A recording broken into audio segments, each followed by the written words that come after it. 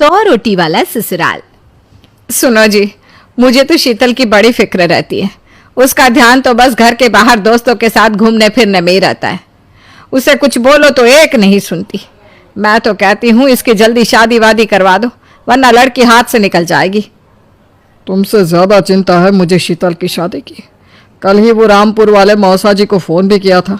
बता रहे थे एक लड़का है नजर में, उनका अपना घर है और लड़का भी अच्छा है। अरे तो फिर बस बात चलाओ ना, एक बार देखे तो सही लड़का और घर बार कैसा है। कौन से लड़के की बात चल रही है यहाँ?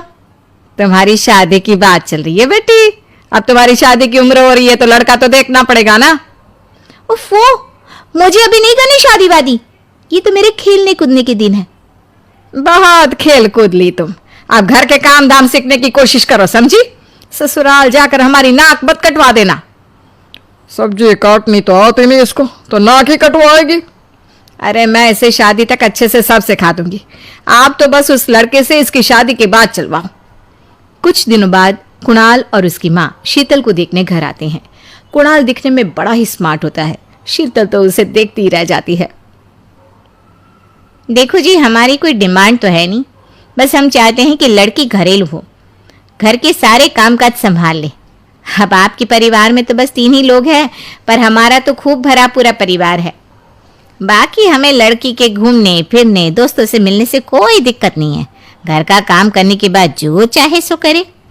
अरे वाह, ये तो इतने बढ़िया लोग हैं। लड़का भी इतना स्मार्ट है और ऊपर से इन्हें मेरे घूमने फिरने से भी कोई दिक्कत नहीं है। हे भगवान, तूने तो बिना मांगे ही मुझे सब दे दिया। बताओ जी, और क्या चाहिए हमें? हमारी तरफ से तो रिश्ता पक्का है जी। बस फिर तो हंसी खुशी शीतल और कुणाल की शादी हो जाती है। शीतल मन ही मन बड़ी खुश होती है और उसी खुशी के साथ वो अपने ससुराल में कदम रखती है। आओ बहू, तुम्हारा अपने ससुराल में स्वागत है। ये मिलो अपने परिवार से।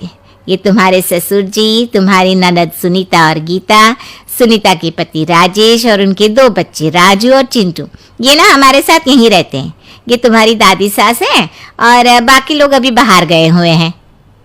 इतने सारे लोग, ये सब यहीं रहते हैं इस घर में? अरे अभी तो मेरे देवर देवरानी और उनके 3 बच्चे यहाँ नहीं है। उसके मायके में भी शादी थी ना, तो बस वहीं गई है। कल तक आ जाएंगे। हे भगवान, ये घर है या धर्मशाला? ये सब एक साथ इस घर में कैसे रहते हैं?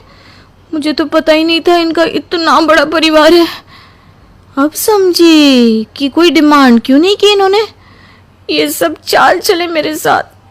अरे बहू, खड़े खड़े क्या सोच रही हो? चलो अपने कमरे में जाकर आराम करो।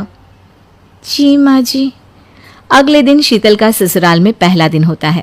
शीतल रसोई में जाकर सबके लिए खीर बनाने लगती है। तभी उसके ननद सुनीता आती है।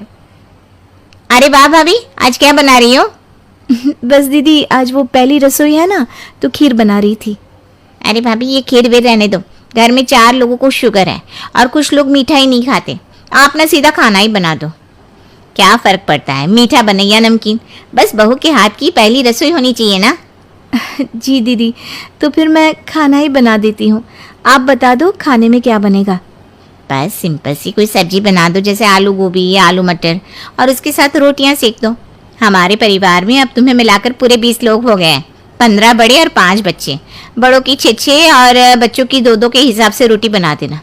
चलो मैं चलती हूँ, सब देख लेना। हाँ, बड़ों की 6 रोटी, मतलब कि 15 लोगों की 90 रोटियाँ, और बच्चों की 2 रोटी, मतलब 5 बच्चों की 10 रोटियाँ। 90 और 10 मतलब कुल मिलाकर 100 रोटियाँ। हाय, मैं तो मर गई। 100 रोटी अकेले कैसे बनाऊंगी? माँ, ये तुमने मेरी शादी कहाँ कर दी? शादी से पहले तो मैंने कभी 4 रोटी से ज्यादा नहीं बनाई।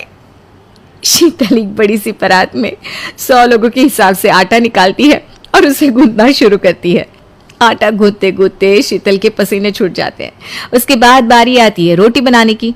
शीतल एक एक करके रोटी बनाना शुरू करती है और 10 रोटी बनाते ही अपनी कमर पकड़ लेती है। हाय, मैं मर गई। मेरी कमर टूट गई खड़े खड़े, और ऊपर से इतनी गर्मी। मैं 100 रोटियां कैसे बनाऊंगी? अरे भाभी, सब बाहर रोटियों का इंतजार कर रहे हैं। जरा जल्दी जल्दी रोटी सेक दो।